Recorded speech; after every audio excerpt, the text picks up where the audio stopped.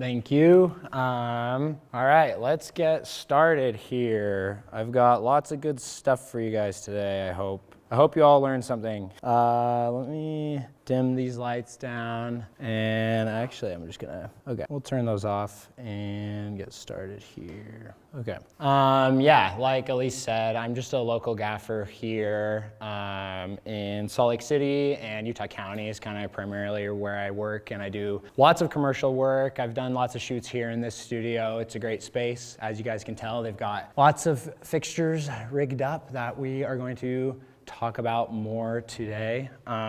This class, I kind of wanted to just cover sort of how to work under the gaffer and the cinematographer, and what are some best practices for us as electricians and grips, and the best boy or best girl, and as well as we're going to talk a little bit about programming and controlling your lights wirelessly, like I did, if you just noticed, with those. So yeah, without further ado, what is a gaffer and what is an electrician? Well, the gaffer is the head of the lighting department. So that would be me in this case. It's very, the film industry is very much like a hierarchy, like very militant almost. And I think part of the reason is because you had a bunch of World War II vets who, fresh out of war, what were they going to do with their lives? Make movies, I guess. So you have like the first assistant director, they run the show. Well, the producer maybe runs the show. The producer pays for everything. The first aide runs the show. And then I answer to the cinematographer. So yeah, the DP likes to think they made the shot beautiful, but actually it was the gaffer. And so yeah, me and the cinematographer, or the DP, the director of photography, collaborate on how we're going to accomplish whatever scene it is we're going to film. Yeah, so you'll find us chatting at the beginning of the day, and the DP will give me just a bunch of notes like, I want this to be really moody, really dramatic, I want lots of shadows, and it's my job to come in and execute that. So that'll be setting up all these lights, getting power situated for that. That would also be planning the equipment rentals and the logistics with the other departments, like locations. Where are we going to park? Where are we going to load in? We'll talk a little bit more about all of that. But yeah, that basically my job is, the way I like to put it, it's a perfect blend between artistic and technical aspects, which I love being technical, but I got in this industry also because I love art. Art is, you know, I don't know, I love being an artist and I love doing that. So this is a perfect job for me. You have some jobs like sound, you know, maybe is a little bit more technical, a little bit less artistic, or camera, maybe a little more technical, you know, having to learn what a sensor is, you know, I don't know what lenses do what. There is a lot of art to it, but same with, you know, wardrobe maybe is more artistic. I don't know. Yeah, that's why I love this job so much, and that's why the lighting department is the best department on set. If there's one thing after this class I hope you guys pick up, it's that the lighting department is the best department. Electric specifically. You have grip and electric, but electric even more so than grip. Yeah, so basically I work under the DP, provide power to the set, and then all the electricians are sort of carrying out the greater goal. So whether that's laying power and getting power situated for our fixtures, the electricians are there. The electricians are the ones who are outside the windows, moving the lights. I'll be on the radio saying that light needs to move, you know, wherever. So that's kind of what the electrician does. Lamp operator, sometimes you'll hear, there's a lot of names for it. These days, they started calling it an SLT, which is set lighting technician, and then the chief lighting technician, CLT, would be the gaffer. So sometimes you'll hear that too, if you're watching the credits to movies or something. Yeah, so let's just get right into it. Let's talk about what does the electrician need? I have this I've got my set bag. I take this with me on every shoot, and these are all things that you guys can go buy right after this class. Home Depot's just down the street. So yeah, basically, let's just take a look at what's in here. I'm gonna set this mic down for a second. Okay, so a good pair of gloves. I have 2 pairs usually. This is like my thicker pair, so with hot lights, It's nice. A leather pair is really nice. These ones are insulated for the winter, so they're warmer, but they also function for operating hot lights. So yeah, a thick pair of gloves is always good to have. We also got in here, I have this little pouch that I've sort of well, I've modified a little bit. So I just have a little like D-ring I mounted on here. And then that way I can plug in my plug tester, which I don't know if I actually have it in here right now. So that's probably a bad thing. Let me see here. Okay. So yeah, I have this little pouch that I'll carry on me, and then this, and then tape. I will usually just hook this on my belt loop or whatever, but paper tape and electric tape are kind of the standard. Paper tape, you know, why not gaff tape? I don't know, some of you guys you all know what gaff tape is, I bet. Gaff tape can peel the paint off of walls. I've seen it do that a lot. Paper tape is a little bit cheaper as well sometimes, and then it can be less reflective too, which sometimes off in the background you'll see a piece of tape catch a light and maybe glow a little bit, and then electric tape's just really nice to have too. So yeah, I always keep tape on me. You don't know how many times someone's, hey, we need tape or whatever, you know, and you can always become that person like, oh, I got some right here, and you're good to go. Then wire cutters and or wire strippers are always good to have. A good pair of scissors is nice. And then a plug tester, a sniffer, and a multimeter. These all kind of fall under one category, and that's just troubleshooting for your power sources. So you have the end of a line here.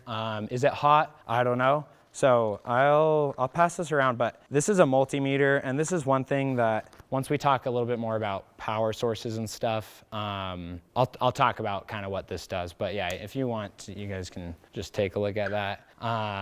Anyway, I recommend looking up, I'll show you guys how to use it, but yeah, there's plenty of videos out there that'll be good for that. So yeah, and then also a good multi-tool. So I don't recommend buying the most expensive stuff. Like, yeah, if you want to get, you know, splurge on a multi-tool, but these things tend to grow feet and just walk away. Like, I feel like they just disappear. I don't know. I'm sure you guys have lost lots of tools as well, but yeah, I feel like I've gone through like 4 or 5 multi-tools in just like the last year or two. Yeah, so anyway, I just have like a Gerber one that's pretty decent. Some pliers and a good knife are always good. Maybe a screwdriver on here too, but I keep like a proper screwdriver in here too. And then I also, a flashlight and a headlamp, really good to have. Even if you're filming, these are good to have if you're upstairs, you know, in a dark room or whatever. If you're filming a night scene, I keep it around my neck down here and I can, you know,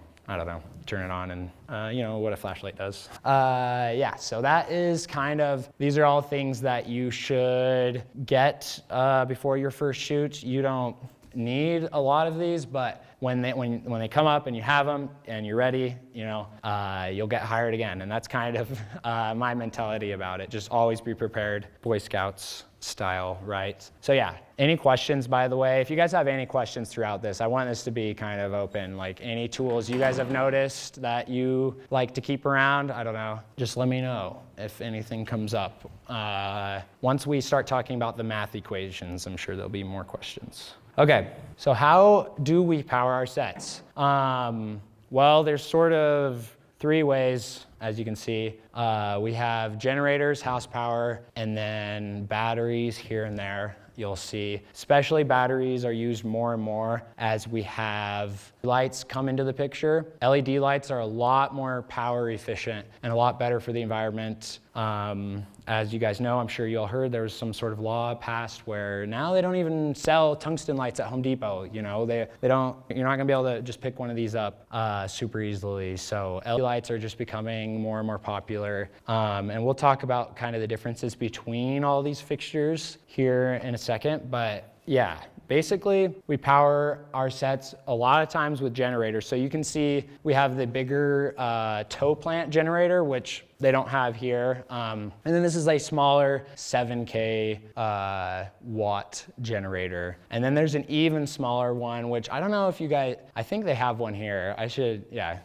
We'll see if they can grab it out real quick. But yeah, a little putt-putt is what they call that sometimes. A putt-putt or a suitcase Jenny, and you can just carry it around. Those are really nice because if you have a light way off in the distance, you don't need to run power to it. You just go and you plop down that generator and you're good to go. And the nice thing about generators too is that when they run out of power, when they run out of gas, you can just fill it right back up, you know, and then it's good to go. But with the battery, obviously, you have to recharge it. Yes, here it is, thank you. Yeah, this is a 2200 watt generator. And then this has a running speed, I think, I'll explain more watts and stuff in a sec, but yeah, this is good for like this is good to give to camera department or to give to one of our lights. Like it can't power a ton, but having a couple of those is always super beneficial. Yeah, so house power gets the job done on a lot of these like small to medium budget shoots, especially when you only have a handful of LED lights, like just running stuff off of the location's power. Like this studio has pretty good power here too. So anyway, gets the job done. All right, so yeah, let's get into it. Let's talk about volts, amps, and watts. The way it was described to me is with this like water metaphor. I think it helps it be a little bit easier to understand. But basically, volts are the water pressure, okay? So the force that's pushing all those electrons down the wire, down the pipe, if it's water. And then amps is the actual amount of water, the amount of the volume of electricity that's gonna be coming down that pipe. And then watts is just like the rate of all of those things happening. So yeah, that's kind of the difference between volts, amps, and watts.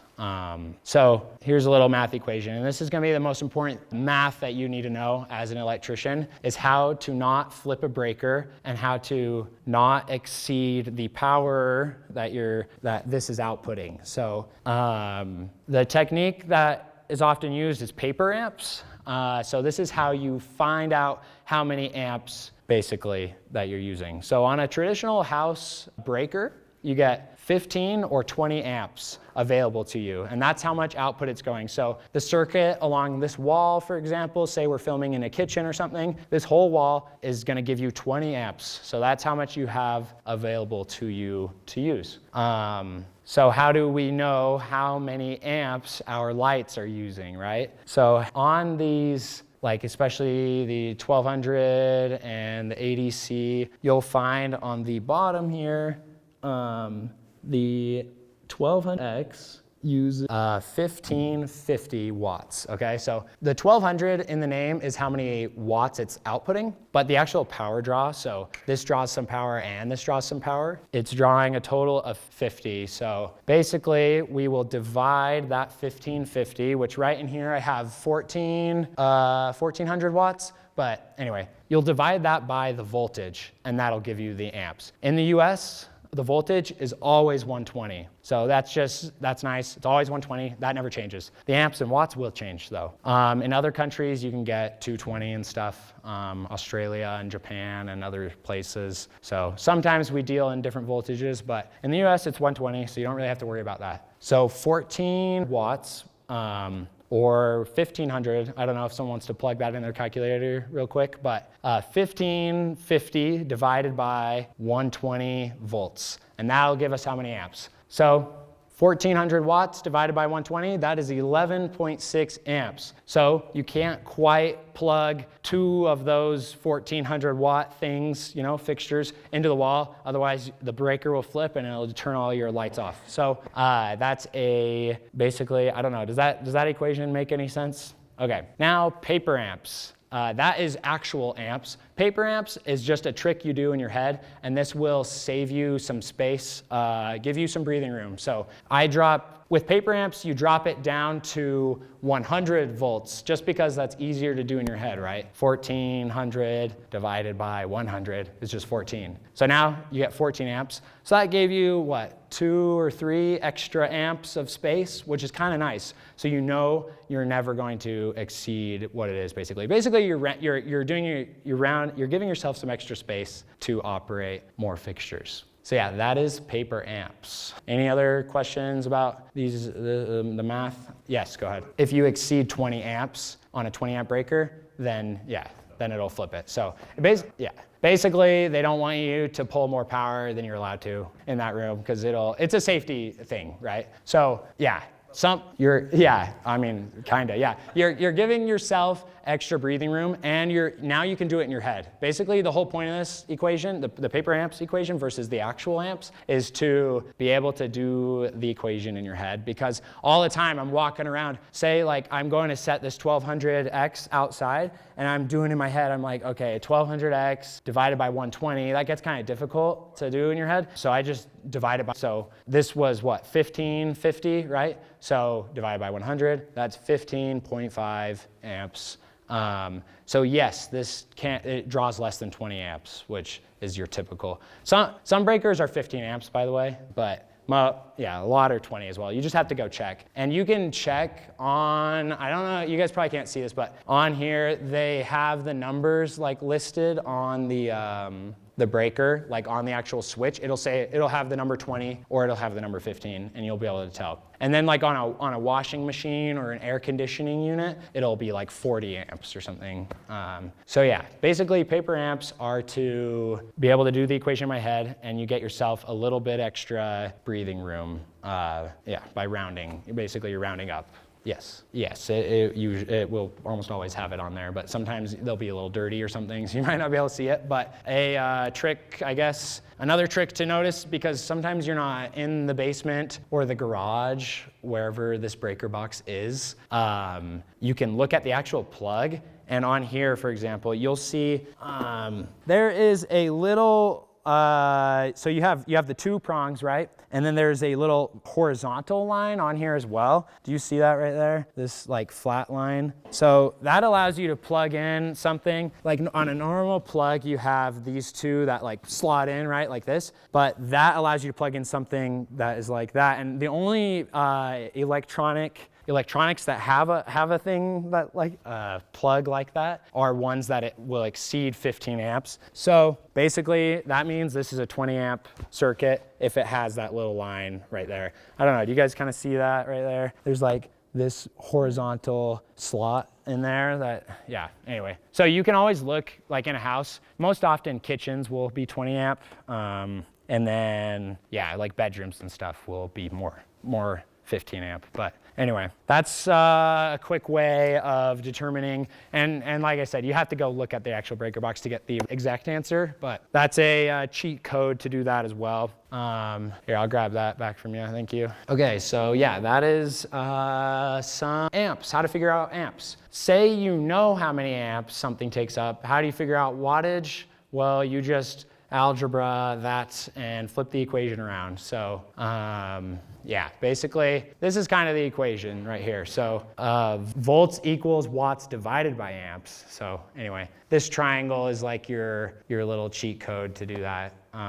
Yeah, so yeah, anyway, you can reverse the equation to get back to your wattage, basically. So you do amps times the voltage, and then that'll give you the wattage. Does that make sense? I know it's been a long time since we've all done math, but this is pretty much all the math you have to do. There might be some other little things here and there, but that's pretty much it.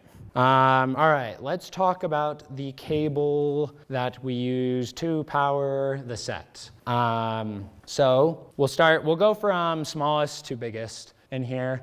So up there, I do not have listed this, but stingers, before stingers, there's a smaller one, which stingers are just like an extension cord basically. And the 12 means the gauge, and the 3 is how many wires. So there's 3 wires in here. You get a ground, a neutral, and a hot. And then the gauge of those wires is 12 gauge, basically. So yeah, you have the ground, the neutral, and the hot, which are those prongs at the end of the plug. But let's backtrack and go to the smallest one, which we use often, is the lamp cord, or on set we call it zip cable. So I have a spool of this. I'm gonna pass it around here. But this is like 250 feet, and I can just cut it to any length I want. And once I learned about this was kind of like mind blowing for me, because having that spool of cable, just being able to custom cut something. If you're filming in a house and you have a bunch of practical lamps and little fixtures set up all about the house, you can just cut it, you know, a little 10-foot piece and run it over there. It's like the same as one of these too. So I don't know, you guys know these from your house and Christmas or whatever, but these are nice too because they have 3 prongs basically. So how do you turn that cable that you're holding into a stinger, a little mini stinger? Well, there's 2 pieces of hardware, and you can buy these at your local there's a couple rental houses around here that sell it, like Redmond and Red Finch, and then in Utah County there's Enigma and Red Finch as well. So, but we have ATA taps, is what these are called, and ATA plug. I buy a bunch of these ATA plugs basically, and you can just add the plugs anywhere on the wire. A lot of people who rig Christmas tree lights, like the Christmas tree light industry, I think uses these a lot, and they come in all colors too. I have a spool of white, a spool of black, and a spool of brown, and you can just cut that to whatever length you need. These are really crucial if you're filming a Christmas movie because you have so many, you know, little decorations around. I feel like I worked on like a Hallmark movie a year or 2 ago, and we went through so much of that. It was just, and you try to reuse it as much as you can, but anyway. I'll pass these around too, and then I'll go grab some and I'll show you how to actually make the little cable here. So here, I'll pass them from this side too so you guys can all see, but okay, so the ATA tap on here, you just hold down the 2 prongs and then it pops out of there. So anyway, then these open and you stick the cable right in there, and there's 2 little teeth. You can open it too if you want, and there's 2 little prongs that bite down past the jacket and into the copper, and then that gives you your power. So where did that cable go? Yeah, has everyone looked at it? I mean, it's just cable, but I'll pass it on to you guys. But okay, so basically I take this, I'll go onto this table here, and you have to put the jacket on first, so don't forget to do that. And that just goes past into there. And then there's a little hole in the back of this ATA plug or ATA tap, and you make sure that these guys are open. Sorry, I know some of you might be kind of hard to see, but then you stick it in there and you gotta, okay. And then once it's in all the way, then these bite down, and now you have yourself a homemade lamp plug, a little zip cable. So now I'll measure whatever length I need and take my wire cutters, say it's only, you know, a foot, and cut that off. And then I will add, so now with the ATA plug section, there's this little metal tab that you just pull on and it opens up like this. And then same concept. There's a bunch of sharp teeth in there, and you just rest that in your cable, and then you close it back up, and the teeth bite into it, and you have yourself a little plug there. And then the plug just goes in the side there. And you can add, the best part about it is that you can add as many of those as you want. So yeah, as long as you don't exceed the 20 amps, right? And then each cable, yeah, definitely don't. Yeah, you don't want to go very far with these guys. Each cable has a rated amount of amperage it can hold, so that's why we're gonna talk about the bigger cables and stuff. But yeah, don't power, you know, a ton of stuff on that. But anyway, so yeah, you do buy them. Sorry, it's like an expendable. So you bill it the same way you do with gaff tape or, you know, whatever. So I bought this spool. So whenever I use it, I would just bill production. I would say, hey, production, I used 20 feet of this or whatever, and then you would just add that to your rental or your kit fee. But yeah, these 2. Yeah, but yeah. So anyway, I can set this here for now. But yeah, sometimes they're a little hard to close, so you could just pull out your pliers and squeeze them tighter. So yeah, that is the zip cable. But yeah, I also keep a couple of these lying around, just your standard lamp plug scenario. So always good to keep those have a spool of that. That's always nice. Anyway, and they come in pretty much any color too. So, and Home Depot sells those spools, by the way. So yeah, next up we have stingers, which I would like to show you guys how to wrap a stinger. That is something, a crucial skill as an electrician. How do you wrap a stinger? And so yeah, let me count how many stingers I have, and then we'll have that many people come up, and we're all gonna do it at the same time. Sound good? Okay, let's see, 1, 2. Okay, we got 7 stingers. Well, actually 9 stingers. So let's see, who wants to come up here? Okay, you, yeah, come on, everyone. There's gonna be so many people that no one will even notice if you wrap it badly. So yeah, come up. Okay, more people. You all need yeah, thanks, come on. Okay, grab a stinger. These are 50-foot and these are 25s. Those are pretty much standard. Sometimes you'll see 100-foot stingers, but the 50 and the 25. Okay, here's how you unwrap it. Okay, so let's toss them out here. Okay, so with power, we do over is what it's called. Yeah, you can kind of throw it out. We'll try not to cross streams here, but okay. So over here, I'll help you guys out here. I got you. This will make it a little bit easier, I think. Okay. Here we go. Nice, you got a 50-footer here. Okay, so we do what's called over. We don't do this like elbow method. That'll mess up the stinger a lot of times. No bueno there, okay? So you kind of just follow the coil. So I start with it in my left hand, and then I take my right hand. I don't know, this might be different if you're lefty, but, and you're gonna wrap it clockwise. So loops about the size of a basketball or like a dinner plate. A lot of times we put these in a milk crate. Yeah, you're doing it, there you go. So you just go and you kind of follow the coil, making each one similar size. Yeah, you can go smaller in the Under Armour, yeah. You can, no, I got you, okay. So yeah, you kind of take it and the size of it, we like to keep them small and relatively contained because a lot of times these end up in milk crates, as you can see. So about, yeah, the size of I'd say this is like a basketball, maybe a little bigger, I don't know. And you kind of get a feel for it. It becomes like second nature. Yeah, hey, nice job, dude. Yeah. Okay, and then to close it off, I really like to plug them in. And if see how I ended up with a smaller loop there, I will just pull a little bit and try and make it a little bit more even. And then I will go ahead and tuck it between my legs. That way I can take my ties and I will wrap my ties around once, okay? Just to be able to pull it super tight. And then I will do just your standard, shoelace knot. So yeah, that's kind of, I like them really tight and really like contained because if they're flopping around, they'll get all tangled. And yeah, so that's kind of the stinger wrapping. Yeah, nice.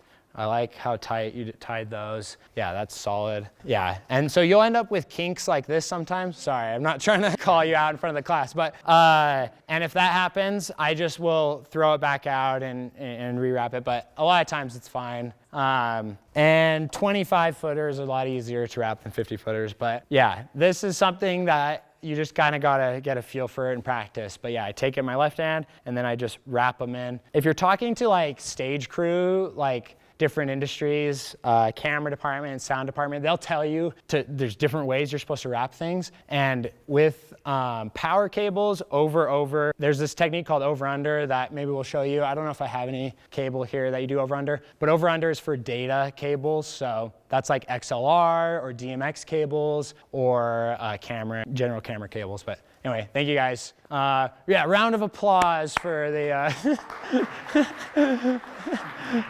you can just set them wherever. So yeah, stingers are the most important cable that you need to know how to wrap, I think. Oh, thank you. And the reason we use this cable is because it can hold 20 amps as well, so it's not gonna melt up on you. There's a thinner cable, it's 18.3, I think, and that I think it's only 15 amps, so anyway, yeah, 20 amp, and then same with these connectors on here. These are also rated for 20 amp usually, so that way you're not melting anything, that is stingers. Next up, we have Bates cable. So this is 60 amp baits. So this can hold 60 amps. Now we've jumped up from 20 amps, graduated to 60. The pins on here are called stage pin or baits. That's kind of the other term for it. But yeah, these will be for those generators I showed you earlier. The generator that's slightly bigger than this one, it's the Honda 7K. 60 amp baits is good for that. Oh, sorry, this is actually 100 amp baits. So there's two kinds of baits cable. The 60 amp baits will have a smaller paddle than this, a smaller stage pin plug, but 100 amp, basically you can run off of this. And in here they have stage power. So on their house power, which is this plug right here, you can run the 100 amps off of. And typically, I'll grab the mic here. And typically the baits will end with a lunch, is what this is called, or a gang box, which a gang box is identical to this. It just doesn't have pass through. So what pass through is basically this will plug in on this side, and then you could have another run going out to another lunchbox. You just have to make sure you don't exceed your power run from the source with that. I'll pass this around, but this has 5 different breakers on it because you get 100 amps divided into 20 amp breakers. So these are super nice because in an entire house, you probably only get 200 amps for the whole house, right? So this is 100 amps all in the power of my hand right here. So anyway, going with some bigger cable is really nice when you have like 4 or 5 of these guys because they all need to be on their own breakers. You know, I'm not trying to run stingers clear over to the other side of the house or the next door neighbors or whoever. So you bring a generator, the bigger generator than this, or the tow plant generator, and you can have your power run with this. So yeah, there's a couple things in terms of safety with that cable, and we'll get into, we could do a whole another class on like the bigger generators and stuff, but basically you always want to meter your cable. So let me grab, who had my multimeter? Oh, it's right there, okay. Yes, so yeah, so you have to put your generator far from the set because they are very loud. Generally, I try to put them either have something in between the set. So if it's around the corner, then you're good because there's like a whole building in between, right? Like I try to have like a building or something breaking up the sound a little bit. That way your power run can be shorter because now we have this generator, you know, around the corner, so we need 200 feet of cable. So what happens when you have a longer power run is your voltage will start to drop. It's supposed to be at 120 in theory, but because you have the longer power run, the cable has resistance. It's not perfect, right? So the voltage will drop. So I need to make sure the voltage is good and pure. So what I'll do is we'll just pretend here, but you know, that'll plug into there. And then I'll take my voltage meter, and this is AC power. Generators give AC power. So there's a setting on here. It's the V with a little sine wave on there. You see that V with the sine wave? V with the wave, okay? That means voltage AC power. There's another one for voltage DC, which is like your batteries and stuff. So you can meter for both. So I set it to voltage AC power, and then I'll put a prong in the hot and a prong in the neutral, and that'll give you, it'll read on here. Right now, obviously there's nothing plugged in, yet it is reading some electricity, so you know, static electricity in that, but anyway, you want it to read as 120, so always check the voltage.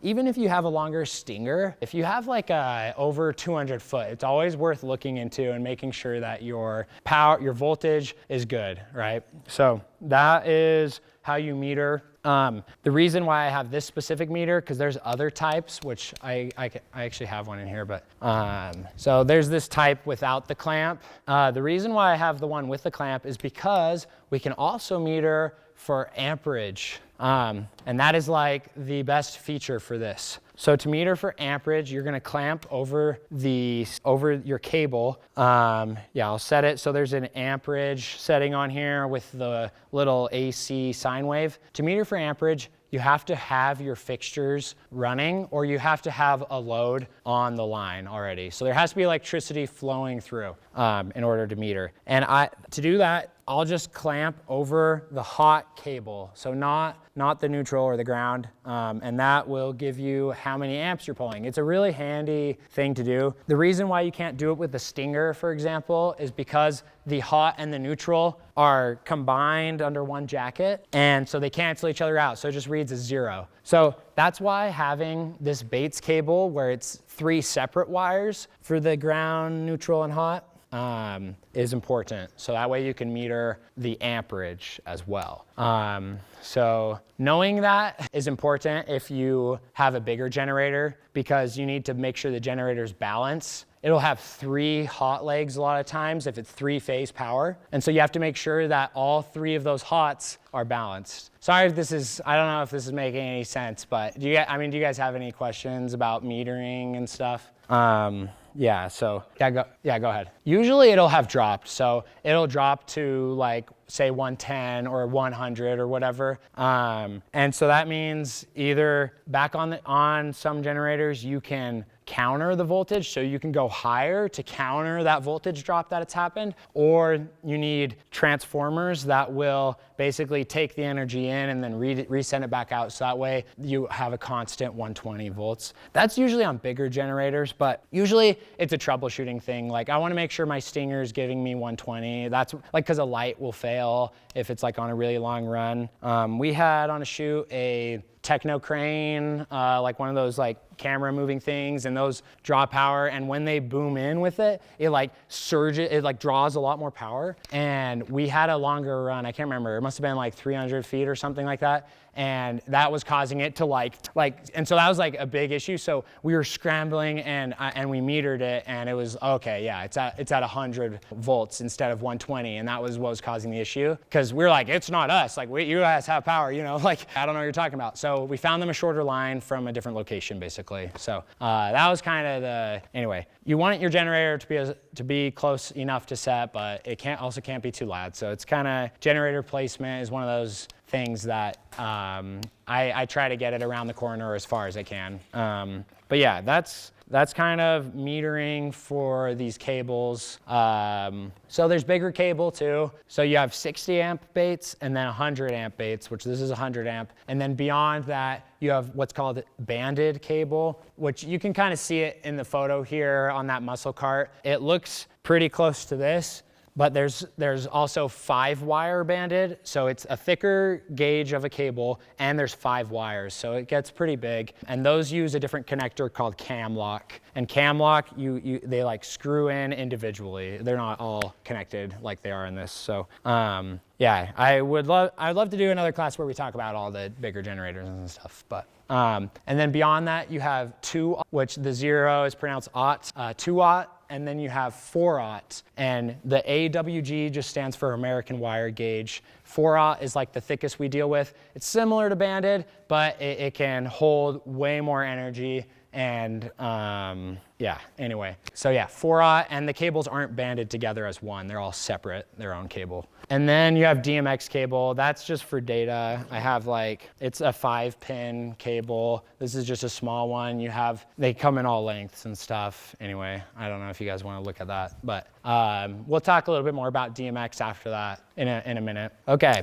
So yeah, let's talk about the types of fixtures. Now that we have run our power and found our power sources, we can plug them in, okay? So tungsten is kind of the oldest. There's older fixtures, but tungsten are the ones that we still use today here and there. You don't see them as often these days, but they come in all sizes. This is a RE650 Fresnel. So the Fresnel is the lens right here. That was created by a French dude who wanted to improve lighthouse lenses. So he made this, and it's a lot more efficient. It uses way less glass because of those like ribbed cuts that are in there. And it can focus the light basically. So you can spot and flood with this. And when you're spotting and flooding, it's just moving the bulb further or closer to the lens. So when it gets closer, it's flooding out more. And then when you get further, it's spotting in. So these Fresnels are super nice to have. And the wattage corresponds directly to the intensity, the brightness of it. So you have the 350, the 650, and then beyond that you have like a 1K and then a 2K and then a 5K, 10K, and a 20K is like the biggest, which they're still used here and there. So and then we don't have any HMI lights here today, but HMIs were a huge improvement on our tungsten fixtures. All right, I'm gonna talk in the mic. So HMIs look pretty similar to tungsten lights. It's that one in the top upper right, but those are daylight only. So 5600 Kelvin is considered daylight. That's like cool-ish white. And then these are 3200 Kelvin, which is warm white. So you get both colors basically, which is not a problem that these are warm because usually you just gel them back blue. Okay, so the same goes for HMIs, which HMIs are much more power efficient, and that's kind of why they got brought into the fold. And they have we're gonna talk about all the parts of a light here in a minute, but what's different about them is they have a ballast similar to this, but they look similar to this. So anyway, HMIs are daylight, much more power efficient than tungsten, and that's kind of why they got brought in. And those get pretty bright as well. The brightest one is the 18K, it's 18,000 watts. That's a photo of an M18, which is 1,800, so yeah, HMIs are still used quite a bit. LEDs are on the up and coming. They're starting to replace all your HMIs, which is, which is nice, I think. LEDs are really nice to work with. And then you also have fluorescent lights. Kino Flow was the biggest company. I think if you go back like 10 years, like everyone's using Kino Flows and HMIs. That's like the gold standard. But LEDs in even the last 5 years, last 2 or 3 years, these have become way more popular just because you get so much brighter per watt. So the 1200X is as bright as an M18, which was the HMI, that's 1,800 watts. So you can almost plug, that almost allows you to plug 2 of these in on one breaker, right? Versus the M18, which was 1,800 watts, and you can't really plug that in. I mean, you can plug 1 of those in on a breaker. So yeah, the 1200s, really nice to have. And then another thing that LEDs do really great is they have an array of little diodes in here. I don't know if you guys can kind of see this, but they have a array of either like warm white or cool white, and those will mix to give you all the colors. So gels are no longer needed. You don't have to gel your tungsten lights and turn them blue or different color. The 1200 right here is bicolor, so it can go from like 2,000 Kelvin to 10,000, I think. I can't remember, it might be 20,000 Kelvin. So it gets really, really cool, which is really good for moonlight and stuff like that. And then it also has green and magenta shift. So it has some green and magenta diodes in there that'll come on. And the reason why having green and magenta is really nice is for color correction. So if you're shooting the light through a window, and sometimes windows will have a little green tint to it, just slightly, and it's just enough that's kind of annoying. So you can put in a little bit of magenta into here, and then that'll counter it, and you'll have that pure color. It's just a lot of little things. And then this one is fully RGB, which is nice. Yeah, so both of these are what's considered, they're called Cs, which means chip on board. So the chip that they're referring to is the LED chip. So a COB light, the actual chip in here is what's producing the light. And then in here, it's a bulb. And the bulb is actually smaller than the COB. So Cs kind of present a new challenge because they have, as they're gonna get brighter and brighter, say you have a 2400 watt LED, the COB is now gonna be like this big. So that'll cause there to be some differences versus these bulbs kind of, they do get bigger, but not in the same way.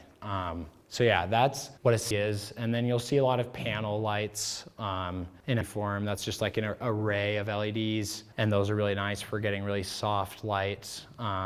And then tube lights as well have become really common. And tube lights are sort of the next generation of our Kino Flow fluorescent lights, basically. They've kind of replaced those. And a lot of tube lights are RGB. You guys will start to notice them more and more. Like next time you're watching a movie and there's a club scene or something, or a party scene or something, like you will see them in the background, like Titan tubes or whatever tubes they're using. Like they're very trendy right now. But yeah, those are kind of the 4 main types of fixtures. LEDs, like I said, are starting to replace all of these. We'll see in the next couple of years, but do you guys have any questions about the types? Yes.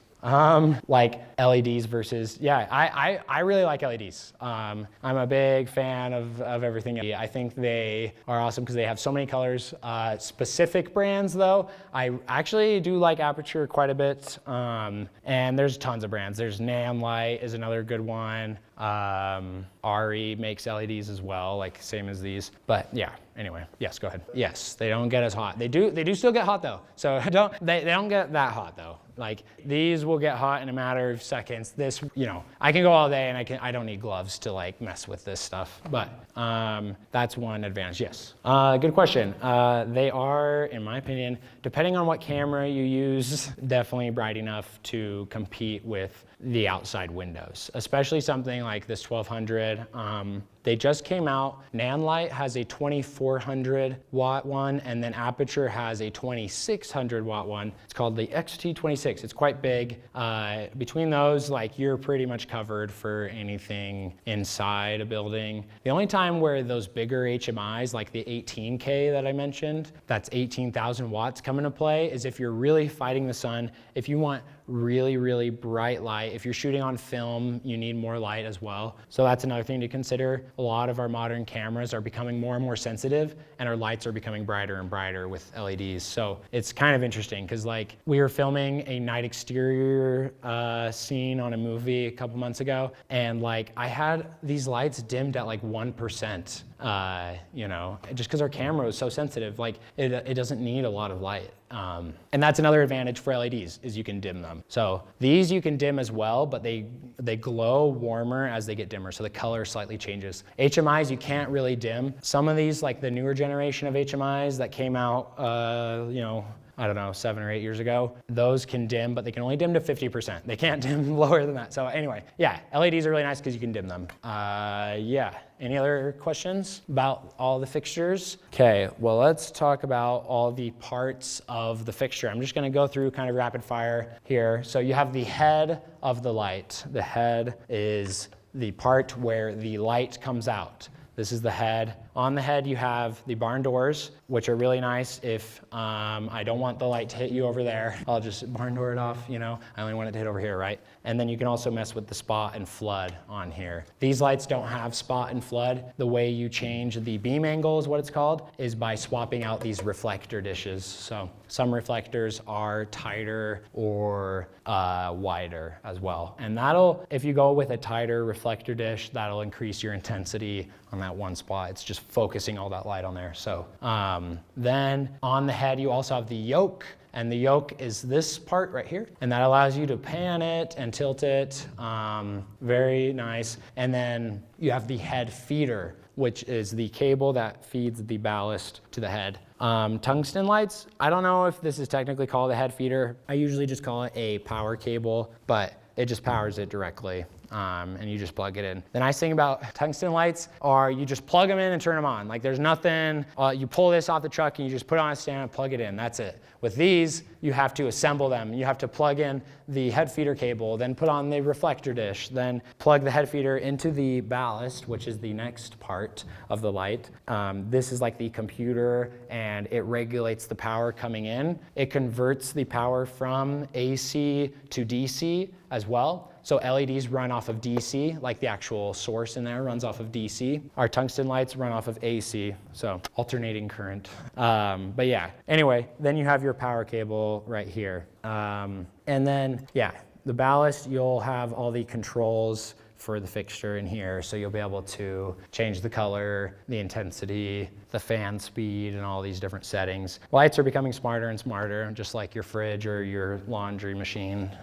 It's the same story with that. So yeah, some vocab to learn is kind of your orientation for how light moves. So I, as the gaffer, sometimes will be inside the house. We'll have the crew outside the house. I'll say that light needs to move lamp left. So lamp left would be if I'm standing behind the light and wherever the light's shining, lamp left would be this direction, okay? And then lamp right, and then you have pan it, lamp left and lamp right, and then tilt up and down. And then stick up, stick down is on the stand. So and then stick left, I'll often say like that light needs to go stick left 10 feet. That means the stick we're referring to is the stand or the tripod or whatever combo stand. This is a C stand. And then yeah, that's kind of the vocabulary. I've worked with some gaffers who like forget, like they're looking at the light and they're like, lamp right, but they actually mean the other direction because they think you're there, right? And it's like always so funny just because you're trying to figure out like what they mean, I don't know. But that's the standard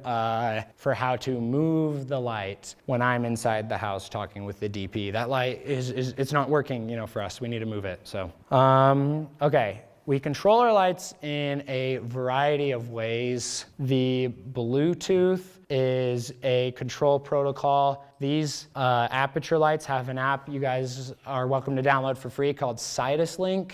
And how you work that is by in the settings here, you turn Bluetooth on and you hit Bluetooth reset, and then on your phone you hit add a light. It's like the easiest thing to do, okay? The only thing about Bluetooth is it's not the most reliable. If you exit out of the app and then you get back on, it like takes a minute to reload. And time is money when it comes to working on set, because the DP or whoever is waiting around for you. Hey, is that light, you know, off or whatever? And you can control all the settings via Bluetooth, like the color, intensity, and all that. You can turn the light on and off. So Bluetooth isn't really the industry standard. We do use it, and I think you guys will find yourself using it a lot because it's really handy and free. So that's kind of really nice. But DMX is the way to go if you're trying to level up your lighting game. It's something that I myself have been trying to invest in, is controlling all of our lights via DMX. So DMX is that like pass that cable around. So basically you plug your light in. On the bottom here of the ballast, you'll see there is a port for DMX out, and you plug that and run that back to your control console. And then your programmer, that's a whole nother job. On a lot of sets, the gaffer is also the programmer. That happens a lot, but anyway, the programmer will then be able to control the lights. So you run it from the DMX out port all the way back to your console, and it gets more and more complex the more and more lights you have. And then that's how you run DMX. Wired DMX is what it's called. And it comes from stage lighting. So it's one of those things that like we've kind of adapted to film. But in film, we actually use a lot more, and I find on a lot of my shoots, like commercial shoots and this sort of thing, where we're moving lights around a lot. Maybe we don't want to constantly be plugging in DMX cables. Wireless DMX, also known as CRMX. So if you see a fixture, pretty much all the new fixtures have it. So there is a label on here that says CRMX or Lumen Radio. Lumen Radio is the brand that creates the chips for CRMX. So a lot of our lights have CRMX, and I especially like it because you can move the lights around without having to plug stuff in. It's wireless, and it connects to a transmitter. Or receiver. This is the Citus 1. It is a single universe receiver, basically. And so I'll talk more about universes in a second. This is all also pretty advanced stuff. I want to do a whole class on DMX and CRMX because it's super awesome. It's becoming one of those skills, though, that every electrician on set should know, or at least be able to help troubleshoot and know how to work it. In this stage, they have everything linked up on, which is also what I have for my personal setup. And the console, the lighting console that they use is an iPad app called Blackout Lighting Console. And it's like $400 or something, which compared to like the big consoles that they use for all your favorite concerts and stage productions, those are like $8 or something like that for like a grand MA3. And those are a lot more advanced, but you can do a lot with Blackout Lighting Console. And there's a couple other apps too, but Blackout is my favorite one. And if you're using an iPad, it's sort of the industry standard. It's also really easy because I'll just hook this iPad on me all day. So for smaller crews, if it's only me and one other person, or me and the key grip, or 2 or 3 other people, I can be inside. And usually how I'll operate is I'll be back at the monitor, the camera monitor with the DP, and the DP will tell me, I want that light off, that one dimmed up, all these things, and I can just enter it, rather than me going on the radio and calling whoever to run over and dim the light down. It helps save time. So learning how to use a lighting console of some sort and learning more about DMX is something I think that every electrician should learn to use. Blackout lighting console. And then there's another one. So Sidus Link, the one I told you guys, that's for Bluetooth, which every manufacturer has their own Bluetooth app, by the way. So if you have Nan lights or whatever, there's like one called Nan Link, and it's like the exact same. But Blackout is a really good one. I can't remember what I was talking about, where I was going. Yes, so Sidus Link, they just came out with one called Sidus Pro. And Sidus Pro is for DMX, but it's free right now, so and it's only for iPad. So if you are looking to learn more about DMX and all that, downloading Sidus Link Pro is a really good way to do it for free, because Blackout is kind of an investment, right? It's $400 one universe, and then it's another $400 or $500 for one of these, and then obviously you need all the lights. So yeah.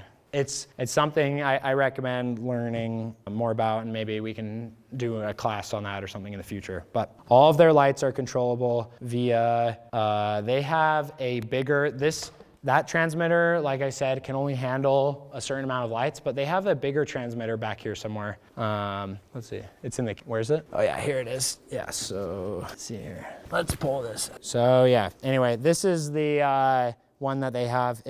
I think it can do 8 universes. So I'll tell you about a universe in a second, but there's a lot of different brands for your transmitters. This one, Aperture just made, it just came out. And there's a button on here that you click link, and you click that at the same time, or kind of depends from light to light, but as you click link on the CRMX on here, and then they find each other, and then you're good to go. So basically, this is the bridge that translates all the information coming out of your lighting console, in this case an iPad, and sends it to the light. This sends out a Wi-Fi signal, so you just log on to its Wi-Fi on your iPad, and you're good to go. But yeah, that's something that I think is important to learn about. So yeah, what is a universe? A universe is 512 channels. So the way I like to think of it is like gigabytes. So you have like, what, 1,000 gigabytes, I think, in a terabyte, right? Each light occupies, we'll say in this case, a gigabyte or a channel. So one light, especially simple ones, will only take up one channel. So this tungsten light, if you plug it into a dimmer, and that dimmer is connected to your console, that's only gonna be one channel. But now that lights are more and more complex, like you have with the LEDs, like this can do all sorts of colors and effects, and it can do just so many things, it's gonna take up a lot more channels. So they have a bunch of different modes you can choose, or profiles, you'll hear them called, on here. I think there's 10 to 20 or so, and each one will dictate how many channels you're going to take up. So if you have a mode the mode uses RGB, and it uses basically, yeah, HSI, color temp, all these things, it's gonna use like 10 channels. So you can eat up a universe pretty quickly, right? If this fixture takes up 10 channels, then you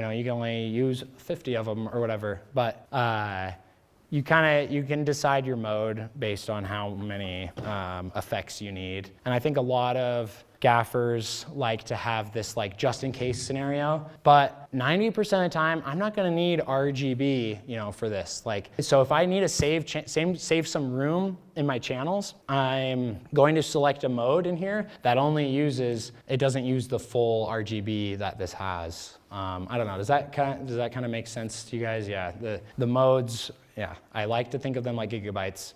So this can only do one universe. But the nice thing is, if you find yourself running out of space, you can buy another one of these and link them up, and then you got 2 universes.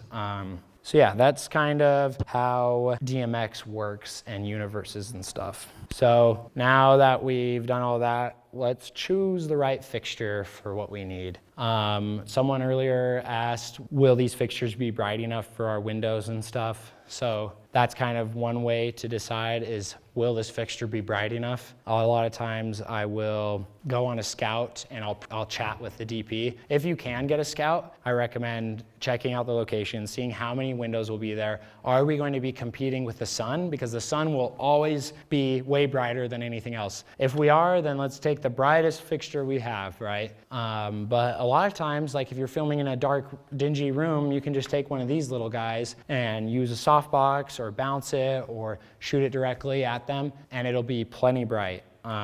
So yeah, that's kind of my thought process, is just prep. And then the inverse square law, this is another thing where math is important, kind of. So essentially the way it works is, it's a physics term.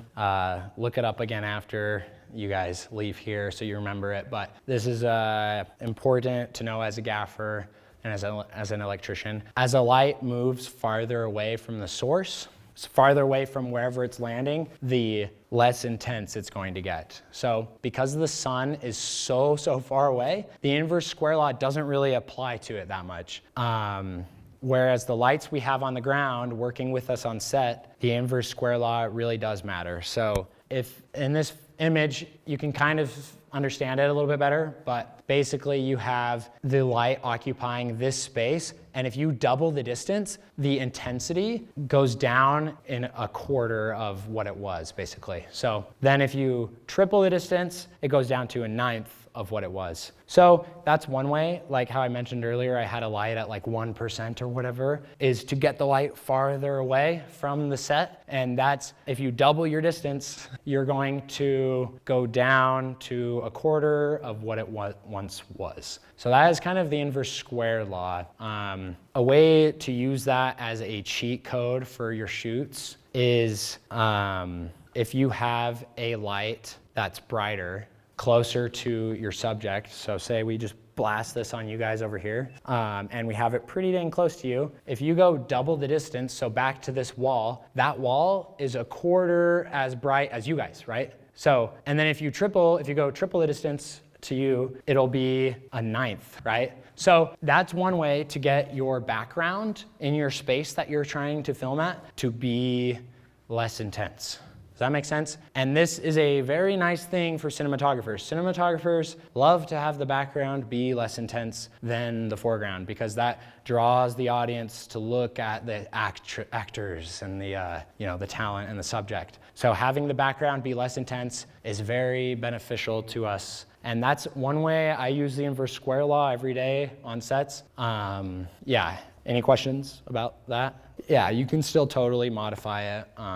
You can still have the diffusion or whatever in between. It's mostly from the actual source. So if your diffusion is right here, now your source is right here too. Does that make sense? So now you have to go double the distance to get a quarter or whatever. And that's also a way to cheat. If I have this at 100%, it's not bright enough, I'll just scoot it in. I'll like, it needs to be 4 times brighter, so I'll scoot it in double the distance, right? So that's like a cheat code to know, will it be 4 times brighter? Okay, is it double the distance closer to the subject? Yeah, so you can still modify it. So I would say, like, if you had a big softbox that came out to here or something, then now that's your source, right? The source isn't like all the way back here, because that's catching the light and then spreading it again, basically. So yeah, you still mess with the light, and that's kind of something that grip department does. Grips are our best friends. They come in with diffusion and all that and make our light,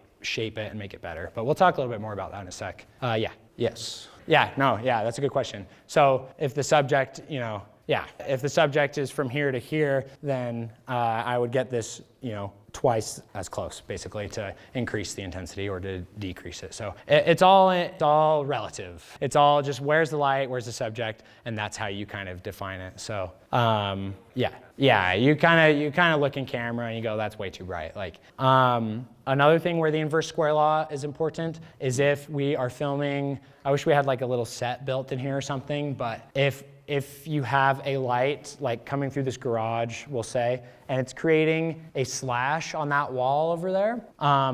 I know that this sounds kind of obvious, I feel like, when we talk about it, but the light that's closer to the wall will be brighter than the light that's all the way down there on the slash. But the thing is, the sun does not do that. The sun is even throughout the entire beam because the sun's so far away, right? But our light is just right next to the window. So that's one thing to consider, is the farther you put the light away, the more even that beam will be now. Yes. Yeah, reflectors are a very trendy thing right now. Basically a mirror. So if you put your light on the ground, shoot it up, and then have it hit a mirror, and then that mirror comes through that garage or whatever, that actually cheats your light. So now you've doubled the distance because it's going up, hitting the mirror, and then going back in. Yeah.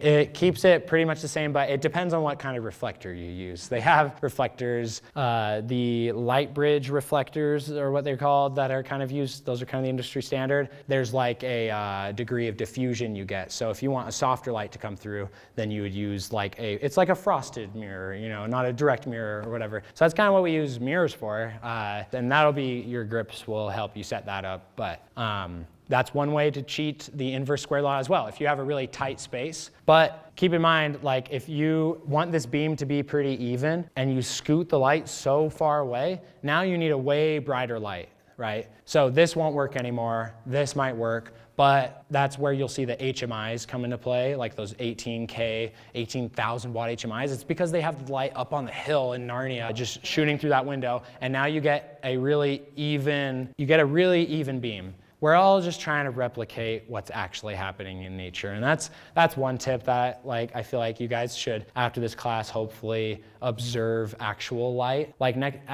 tomorrow during sunset, look at the light coming through your windows. What are those beams doing? What color are they? Are they even, That's kind of one thing to consider. And I think the more I started to observe real light, the better I got at simulating it on set.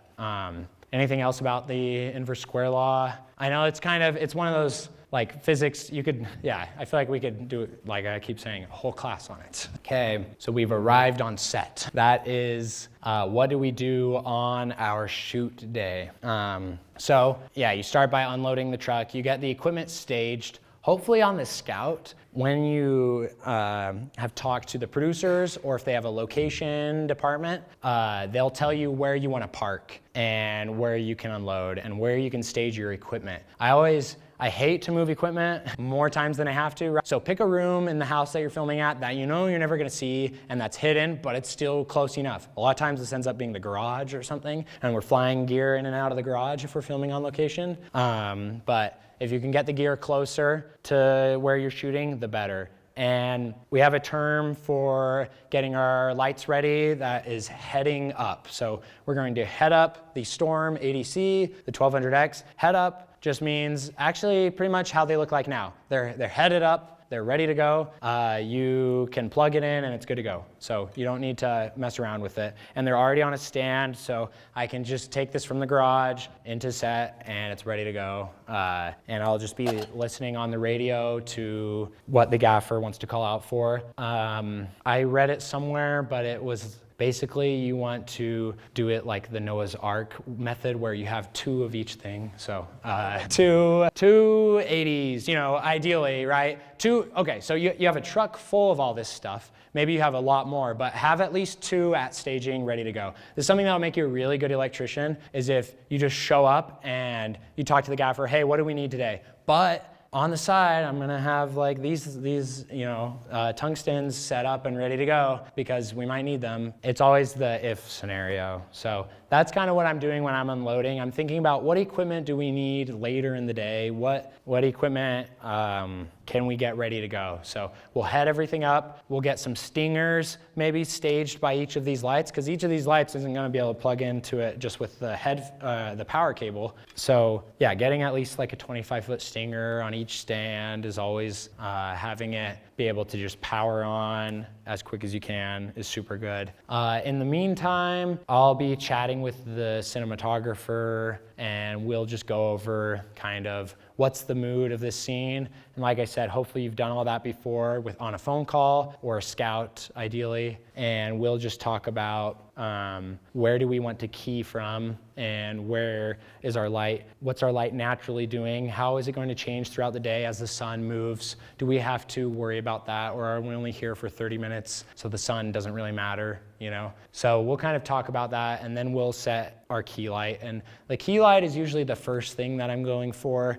Usually this can involve big diffusion and like a couple of these big lights, or maybe it's lights coming through a window, like we have these set up outside a window. It really just depends. But the key light is the light that's primarily lighting our subject. So if you guys know about three-point lighting, it's kind of a similar concept to that. With narrative filmmaking, three-point lighting is kind of loosey-goosey, because like it's whatever invokes the story, whatever is important to the emotions. You know, when you're watching movies, you don't see them. They don't always have perfect Rembrandt lighting. If you guys know what that is, look it up after. But Rembrandt lighting, basically you have a patch of shade right on their cheek of a triangle. So it's not always going to be like that. Sometimes the character will be fully silhouette.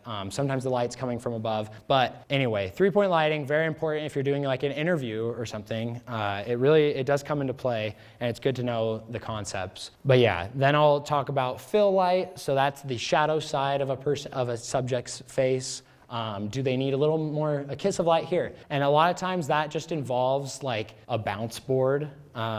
You see like multi-million-dollar movies using literally this, just styrofoam boards. And this will bounce light from the key side onto their shaded cheek or whatever it is, and fill that with a little pop of light, a little bit of exposure. It really just depends on what you're filming. But yeah, I think I saw some BTS where Black Panther, they were filming, you know, multi-million-dollar movie, and all it is one dude just holding one of these up, and that's literally it. So you can do a lot with a little. And then I'll worry about backlights, hair lights, and then just getting stuff ready for the rest of the day. Like I was saying with staging, getting everything staged, everything tidy, ready to fly in at a moment's notice. And then accent lights, that can involve little panel lights and practical lights, like I was showing you guys with the zip cable, plugging in some of those. And those also sometimes are key lights. Like if you're filming in a bedroom, sometimes they'll just have one practical lamp on, and that'll be it. Maybe we shape that a little bit. Maybe we block it off with some scraps of Duvetine or black wrap or whatever. That's kind of what I'll do for the shooting day. Are there any questions about arriving on set on the shoot day? Okay, so how do you know how to key, and how do you know where your subject is getting lit from? I really like the concept of lighting spaces instead of lighting faces, because what this will do is whenever you're filming a scene and two characters are talking to each other, you have to do what's called flip the world. So I'll film this character over here, like I'll film you guys over here, and then I'll film, well, you know, if this was a person, and now all my equipment that's over there, I have to move back to the other side or whatever. So if we can light it in a way that we don't have to constantly be flip-flopping, so we want to light the space. So a lot of times that'll involve putting our lights outside the windows and lighting from there. Bringing some stuff in, maybe it's a small light, like one of these guys that we can just like dance around here and there. But it really, yeah, it depends, like I think I put up there, it depends on the DP and the cinematographer that we have. A lot of times I'll collaborate with them and we'll kind of put something together where we can figure out where we're gonna light from. But I'll come into the location, look at what the location's actually doing. Do we have a big window here? And this is called motivation. So where do we motivate our light from? This can be a window, or a practical lamp, like I said, like something that, a practical just means something that's in the frame, basically. It's a prop or it's a set dressing, a piece of set dressing. So yeah, I'll look, it can be, if you're filming in an office, a bunch of fluorescent overheads, you know, so you get kind of the toppy light that's coming in, almost like these guys. That's giving me the like raccoon eye kind of look, you know, I don't know, you see that a lot, you know, I don't know, like Severance or any of these shows that take place in the office. It's like very dreary. Anyway, so yeah, I'll a lot of times look at what the location's actually doing and then just improve upon that. So I'll come in with my source. If there's a big window there, I'll put a light outside the window, and then maybe we'll put up some diffusion. So diffusion comes in all shapes and sizes. At this studio, they have like all these 4x frames, so that bounce board that you saw, and they have some that have diffusion on them instead. And then they go up to 12x or 20x feet of diffusion. So it really, yeah, just depends on how big the window is, how big is the scene, are we filming a wide shot or is it a close-up? These are all things to consider when you're talking about where you want to motivate from. So another rule of thumb, and I think this is a important to know a concept as a cinematographer, is shooting either near side or far side key. So to demonstrate this, we'll turn on some of the lights. Yeah, do you want to plug this one in? Turn off. Okay. Okay, so you guys can kind of see this light's hitting my face. Here, let's walk it lamp right over there. Okay, so that way I'm facing you guys. Just pretend you guys are the camera. We don't have a camera set up, but you can see how this now, I have a key side and a fill side, so this is my shadow side. So to shoot the near side and the far side key refers to where the camera is. So Ian, if you wouldn't mind standing in for just a second. So you can kind of see he's got his shadow side. So if I take my camera and I film into the shadow side right here, that is a far side key because the light is on the far side of the camera coming over here. A near side key would be what you guys probably are more observing, where you can't see much of that shadow anymore because this light is right next to the camera. It's just front lighting him. So we try to avoid that as much as possible.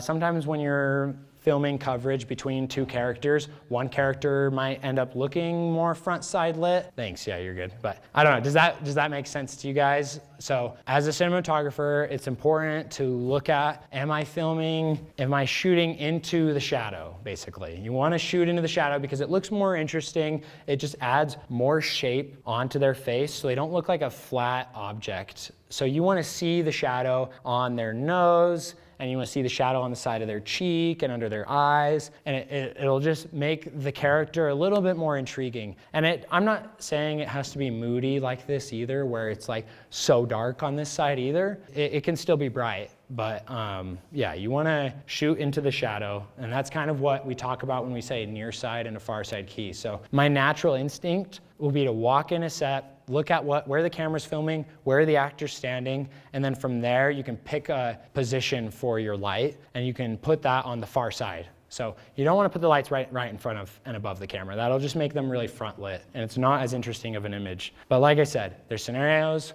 for everything. So I usually will just talk over it with the DP and see what they want. And then, yeah, let's talk about a hard cut of light and a soft cut of light. If you wouldn't mind grabbing one of those flags, just the small ones, and I'll grab a C stand for this. So this is something that's more important to know as a grip, I think, but we'll talk about it nonetheless. Okay, so let me increase. Okay, so we got a little flag scenario set up here. So say, here, I'll mess with that real quick for just a second. Let me pan this over here too so you guys can see it a little bit better. Okay, so do you mind holding this for a second? So the closer the flag is to the actual fixture, the softer of a shadow you're going to get on that wall. So I'll just audition it for you guys here. But if you see how soft that shadow is down below, I don't know if you guys can see that, or up above right there. And then if I go in closer, that shadow is pretty sharp, right? So the reason that's important, because I see a lot of grips coming with flags, and I'm like, I don't want the shadow to be that sharp on the back wall. If like we had our subject here, I just want a more of a gradient look to it. I don't want it to be, basically I don't want it to be bright and then dark. Like I want it to fade more. So it's important to know, just when you're flagging stuff off, if you want the flag to be closer or further from where the light lands. That'll dictate what the shadow is doing. So, and the same goes for diffusion too. So, yeah. Any other questions about flagging and working with grip stuff? Yes. Yeah, usually the DP will decide, but we do use it a lot. Atmosphere or fog, whatever it is, that'll cause our light to just diffuse a little bit more. So it'll make the background look a little bit more diffused and washed out. And then it'll also help us make rays of light come in. So whenever you want a ray of light, you want to backlight the smoke as much as you can, and that'll, and the same goes with rain or whatever. If you want to see all the individual rain droplets, backlighting those is the way to go. So, yes. And if you're like playing with color or something? Yes, yeah, for flagging, yeah. Same rules, any type of light.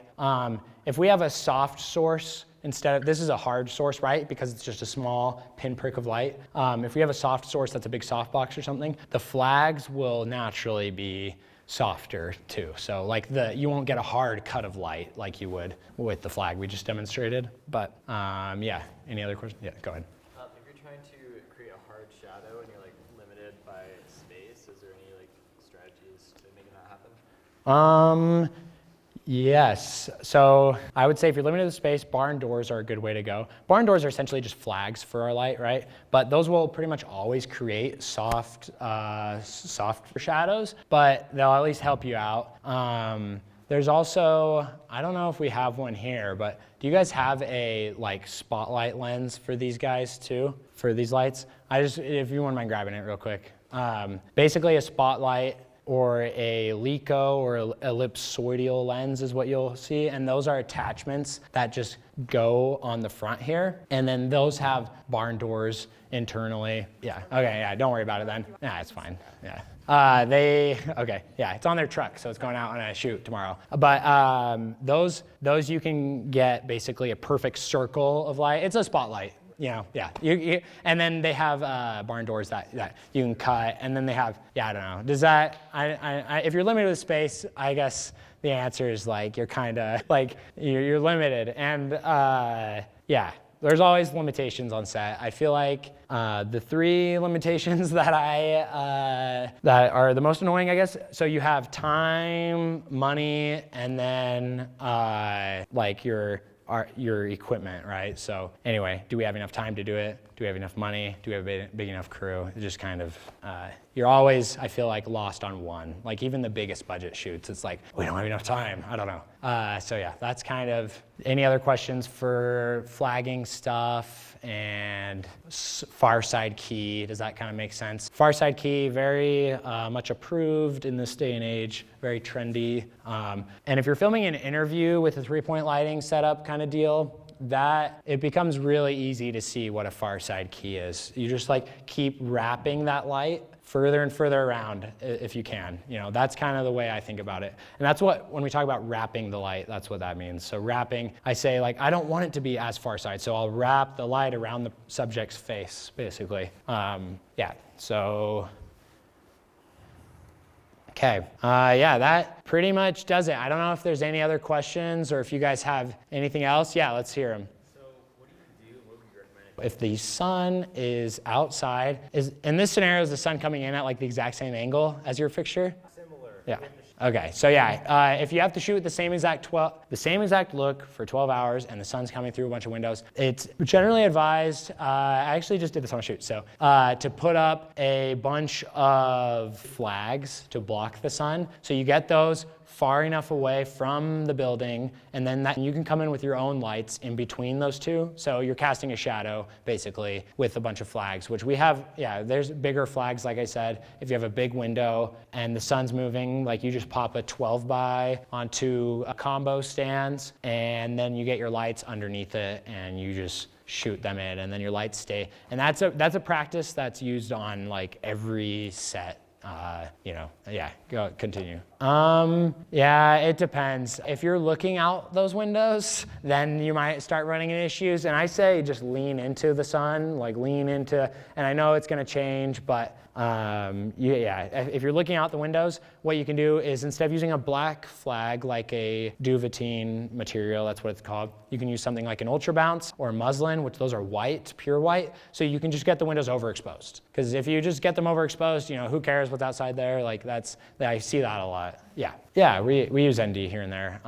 Oftentimes it's easier than just like if you're filming a oneer on Steadicam, it's going through the whole house. It's easier to just cover some of those in ND than try to lift. The counter basically there's two options. You can either ND the windows and then that'll make them not overexposed, or you bring in your inside ambient light brighter. So how you do that is you shoot one of these into the ceiling, or that's a super common practice. You shoot it into the ceiling, and then that light scatters and goes everywhere, and that will make the whole interior brighter. And then now your windows are even with the interior, because that's usually the issue, is the windows are way brighter than the exterior. So ND and then lifting your ambient light is the way to go. So yeah. What do you look for in a gaffer, like somebody that you would continuously use again on your crew? Yeah, good question. Actually, we didn't talk about this too much, but someone who's super proactive, I think, is very important, and someone who's a good hang. Like you're with them, you know, and you can teach anyone any skill, but you can't change their personality, right? So just be a good person, be very proactive. Specific things that you can do is, like I was saying with staging and heading up the gear, knowing where all the equipment is a huge skill. Oh yeah, I know where that little clamp is. It's up on that wall. Like I like knowing little things like that, being very, what's that mindset called? I don't know, type A or whatever. And then when we go to set a light, notice what everyone's doing. So, so-and-so just called for a light. Okay, I'll grab the light. Now you grab power, and then someone else grabs the sandbag. Like that, those are the three things, especially when you don't know the fixtures very well. Like when I'm just starting, I don't know much about this. Like I might not even know how to set it up or put it back in its case or get it out of its case. But what I do know is how to wrap a stinger and get you power. Like I'll be looking for power while so-and-so is wheeling this around. Like that's, always get them power if you can.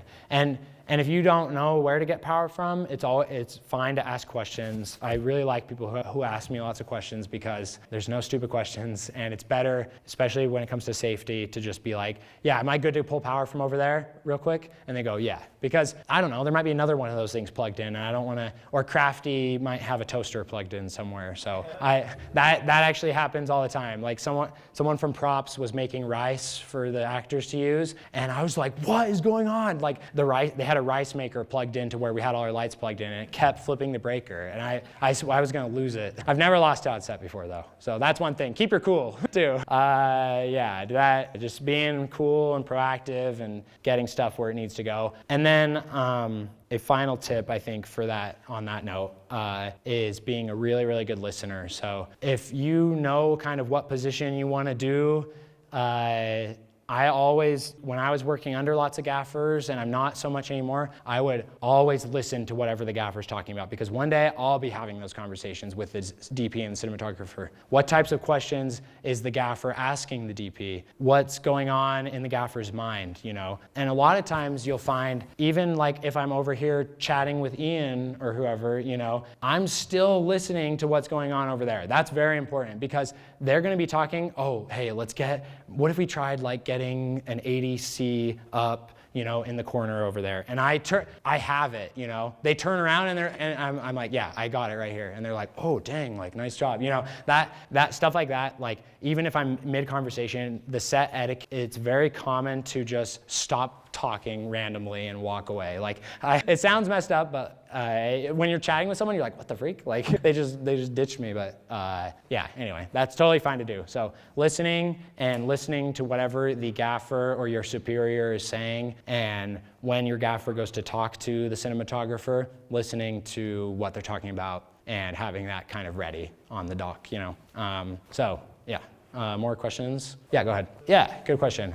So as a gaffer, a decent budget commercial, I would say if you can get anywhere from 600 to 750 a day for a 12-hour day.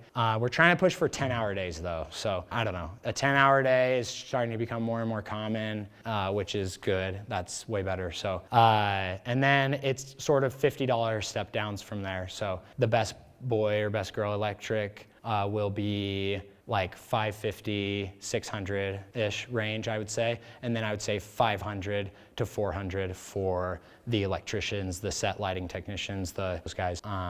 Yeah, it's kind of a range. For movies too, it might be a little lower because you're expected, you know, if you're doing a 20-day I've taken things for like 400 or 500 a day as a gaffer or a key. So yeah, that's kind of right now what it is, what the rates are, I would say. Any other questions about rates or anything? Sorry. Yeah. Do you ever bring your own equipment, or do you Yes. rent them from the rental? Yeah, so that's regarding rate. You will hit your cap pretty dang quickly within a year, you know. And if you keep at it, if you keep working on set, like you're gonna start getting on those shoots, and your rate will not increase unless you're like a director or a cinematographer or an actor or something, because their rates are uncapped. Like you can just have an infinite rate. Like I feel like I've heard of DPs with like $10,000 a day or something, but yeah, it gets kind of crazy. So the only ways you can get a pay raise are by becoming a DP or a director, and then also by renting equipment. So how I went about it is I found myself using, the first light I ever bought was a 600D, which they have here. Yeah, it's in a milk crate over there. But I found myself using that a lot, and I would rent it from the rental houses here. Or the production would rent it. It was the most commonly used light. So I was like, if I bought one, it would pay itself off in 30 days or whatever. 30 days is kind of standard for paying off equipment, I would say. So if you divide it by 30 basically. So if it's a $2,000 light, you divide by 30, and that kind of gives you, but give or take. I just kind of match whatever rental houses are around here, and then slowly buying stuff. Don't jump in and buy a bunch of stuff, you know. Buy stuff you know you'll use. If you're looking to buy equipment. Yeah, I don't know, does that? So I've slowly worked my way up. And the nice thing about lights is you can fit them in your own car and load them onto whatever truck you're working off of. So I did that a long time. I got to the point where I had like 4 or 5 lights, and then some random odds and ends. And I'll show you guys some stuff you can actually buy today for cheap that's like not bad. But yeah, you load that all into there, and then I eventually bought a Sprinter van because I outgrew it basically. So, and then I bought a grip package too. Even though I'm not a key grip, I still like having my equipment, like a bunch of C-stands and flags and stuff. And those don't rent out for very much individually. Like one C-stand is like $300, and it rents out for like $2 a day. So it's like, why would I buy that, you know? But I was in a position where I had the van, and I just needed all that stuff, so. Yeah. If you had to start from zero right now, of course you have a lot of knowledge, but what the fastest way to get to where you at? A serious person is like, I'm trying to get there. No, yeah, you will then. That's the attitude you need. So meeting as many people as you can. Social media obviously is a really great way to meet people. I used to always watch credits to movies, and then I would literally look the people up on social media. And I wouldn't DM them like all the time, you know, but I would find them here and there, and then I just follow them, and it's good to be, you know, in their ear or whatever. But in Utah, there's a lot of commercial work, and there's a lot of corporate work, interviews and that sort of thing. And so if you can find one producer, you know, all it takes is one person to get your foot in the door. Facebook groups and stuff are good for finding that one person and getting on as like a PA, like a production assistant, and then trying to introduce yourself to the gaffer or to the key grip or whoever it is. And if you're really cool, like you'll keep coming back. Like that's the thing that the industry here is actually really cool, and there's not a ton of gatekeepers, and there's not a ton of really mean guys. Like everyone I think is pretty cool here. So whatever we can do to keep it that way, you know what I mean? Like I know that's probably the answers you've always heard, but just like keep it up, keep meeting people, produce your own stuff. Like whatever you can do to make your own videos, people will start to notice that. And finding your own clients too, literally knocking on people's doors, small businesses or whatever, and offering your services, even if it's a free video or a $50 video, using whatever lighting equipment that you have or can rent for that price is a good way to start. But yeah, to freelance, it takes a minute, but yeah. And transitioning out of like whatever day job you might have is difficult, but you'll get there eventually. Like, I don't know, just takes time. Yeah, anything else? Career questions maybe, or just freelance questions, tax questions about how to do your taxes for a freelancer? Another good resource. I put that up there. Let me grab it. So this is the Set Lighting Technician's Handbook by Harry Box. I kid you not, that's his real name. Really nice guy. But the Set Lighting Technician's Handbook. Yes, go ahead, sorry. Yeah. You were talking about rates and things like that, but how? I would say around here, it's busy enough. Like, I hear of people who aren't working that often, but I usually get a project a week, so that could be a 1 or 2 day shoot, I think, I found. And summertime is busier than wintertime, just naturally, but I don't know if, wintertime is still busy enough, I feel like. There's a lot of commercials and stuff. LA is definitely a lot busier and has a lot bigger of an industry, but it's nice because I feel like around here, I don't know everyone, but I feel like I've heard of a lot of the other like gaffers and DPs and stuff. But yeah, I was actually surprised when I first started, like how busy it was here. I was thinking I was gonna have to move to Atlanta or LA or wherever to find myself being busy, but Southern Utah also has some busyness to it. I think Kevin Costner is supposed to be building a couple massive studios or something for some movies, but the tax incentives in Utah aren't doing us a ton of favors. So right now it's basically, if you're filming over a certain price, you get some of your money back if you're filming in rural counties. So you'll find a lot of like these longer form projects will come through and they'll film a week in Salt Lake City or something, and then they'll go film like 30 minutes away. But technically it's a rural county, to take advantage of those tax incentives. But the tax incentives used to be better, and that was when like 2019 or whatever, Yellowstone and like High School Musical, the series, we're all filming here. And so hopefully we get some big shows like that come through. But right now there's a lot of Hallmarks and commercials and corporate stuff. So yeah, I don't know. It's kind of it's busy enough, I think. Yeah, and that's something very advantageous about G&E is you have one DP and you have one director, but you have like 4 or 5 G&E on a lot of these projects. Sometimes it's just me, right? But at least there's multiple positions. With sound, you only have one sound guy, And so, I don't know. Does that make sense? That's why I like G&E too. It's like busier, I guess. Yeah. Are you on a union? There's no unions in Utah, really. It's a right-to-work state. There is, IATSE is kind of the entertainment industry's union, and they have different chapters, so they're called locals. And in Utah, there's one called Local 99. Local 99, though, covers everything entertainment here, so it's mostly for like stage crews and stuff. You don't need it to work here. If you go somewhere like LA, for lighting, they have their own union, and it's Local 728. Atlanta has their own. I think in New York, they're separate as well, but sometimes grip and electric get combined into one union. But yeah, basically, you don't really need union here. It would be nice because then we could all band together and complain about 12-hour days or whatever and get a thing signed to say, hey, no more. And you get insurance too. So, but yeah, Local 99 does exist here. And then there's a camera union that exists here too. And it's national, but yeah, anyway, right to work state. Yo. If a shoot is like really going long, Yeah. you also are the one that pulls the plug, right? I could.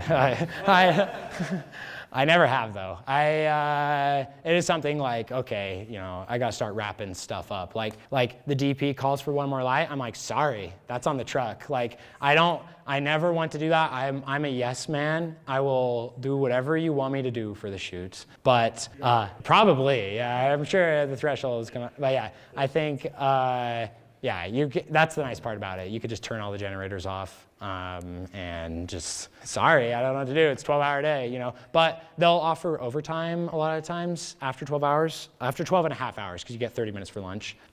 So overtime is usually time and a half. So you just divide your day rate by 12 and then add 1.5. I don't know. There's a little bit of math, but yeah. If you get overtime, it's like, okay, like as long as you're not doing this to me all the time, like I'll work with you.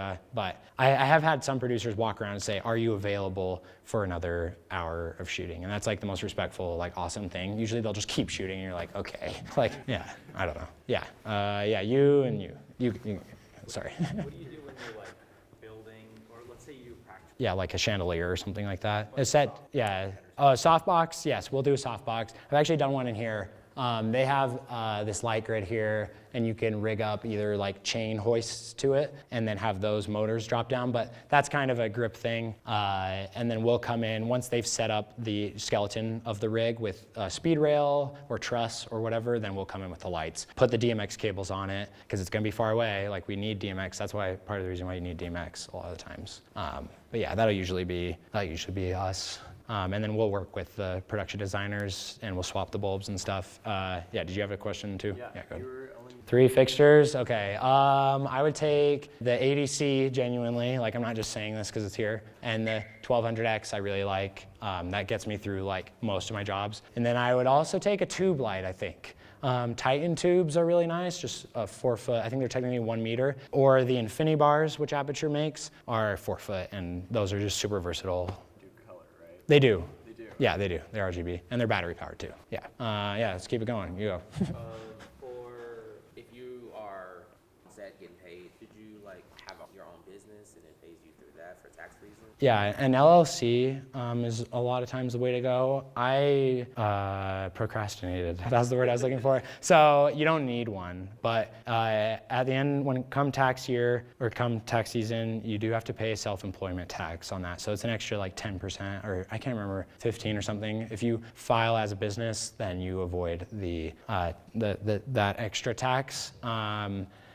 But for me, it was always the deal, like, I don't like doing paperwork. So when you hired, if you're getting paid over $600, I think it is, for the whole year from this business, then you have to send them a W-9. And then at the end of the year, they give you a 1099. And you give your 1099 to your accountant or TurboTax or whatever, and include that with your, if you have a day job or something, include that with your W-2. Anyway, yeah. Do you have to wait a long time to get paid, like, since it's up to the discretion of like their accounting person? Sometimes they'll be net 30. Net 45 exists, so that means 30 days until you get paid. And it's like, I've never not been paid, but it has taken me, you send an email and maybe you slap a late fee of, I think it's like 1.5% is like the standard. So every month after, if they haven't paid you, you can slap a late fee on it and invoice them. But I've never not been paid, so which is lucky, I think. I know people who haven't been paid, but just steer clear of those productions. If you get on one set with them, then just don't work with them again. That's the beauty of it, is you can work with whoever you want, and you can say no if they're not going to pay you. But ideally, the producer will send you a crew deal memo, and that'll basically say, this is how much you're going to make, this is your kit fee, this is how many hours, do we cover your car for car insurance, stuff like this, and then you sign a thing, and then you're going to get paid. So hopefully they send you a deal memo. That's like ideal scenario. Not all production companies do that, but anyway, yeah, go ahead. I have a question regarding safety. Just like working with electricity, I was just wondering what are the things you can do or not do to not kill anybody? Yeah, good question. So working with generators, if there's a lightning storm or whatever, turn those off if lightning's within a certain radius of it. And then also, when you're plugging stuff in, like the bigger cables, don't put your, because hopefully you have like rubber soles on, so this will just ground you, so the electricity has a path to return to the earth, and so it'll go through your body and kill you. Just kidding, I don't know. Yeah, there's a couple things though. Like I said, like metering and using proper cables and knowing how many amps are traveling through your cable, because each cable can only allow a certain amount of amps, kind of thing. So I've never been shocked or anything, and I don't think you will be, and as LEDs are more and more popular, they use less power too, so they're safer even. Yeah, I don't know. Are those some, looking for any other safety tips? Or yeah, I think, there's a lot, but that's kind of the general rule of thumb. Using gloves and stuff too, yeah. How do people find you? Like, how do businesses or like production find you? Do they just like Google you, or Word of mouth a lot of times is how productions find me. But yeah, I do have a website as well. And that's mostly something for me just so I can show people like, oh, I've worked on projects or I have equipment. And as you guys are growing, if you're growing your company and you find a client for free, like you can slap that on some sort of portfolio website to show more people. Because generating case studies is kind of the way to go. Like, oh, I've worked on this commercial, this commercial, this commercial. And people are like, okay, so you have, you know. And then just meeting people I meet a lot of people through Instagram, actually, and TikTok, funnily enough. So don't discount social media. Go ahead.